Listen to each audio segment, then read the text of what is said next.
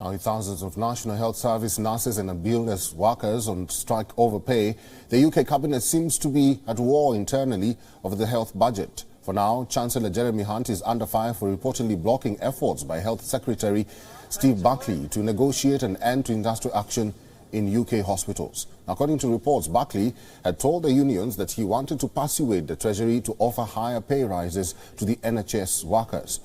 However, Hunt has reportedly asked Buckley that he will have to raid the budget of either his own Department for Health and Social Care or more likely NHS England in order to fund any improved offer.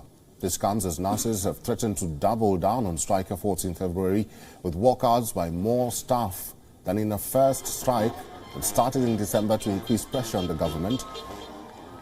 NHS staff who were paid between £35,000 and £45,000 are regarded as particularly vulnerable to cost of living pressures, with many of those taking home less while also receiving just some benefits. Talks between the government and the unions have so far failed to make any progress. While the deadlock continues, users of the National Health Service face long waits for treatment as strikes, staff shortages and COVID infections put the service under strain.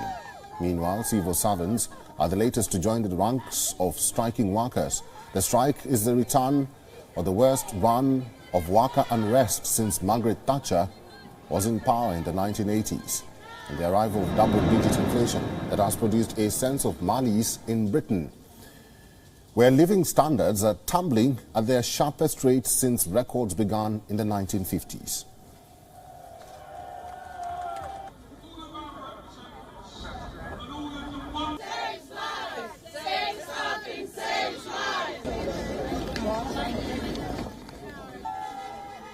WION is now available in your country. Download the app now and get all the news on the move.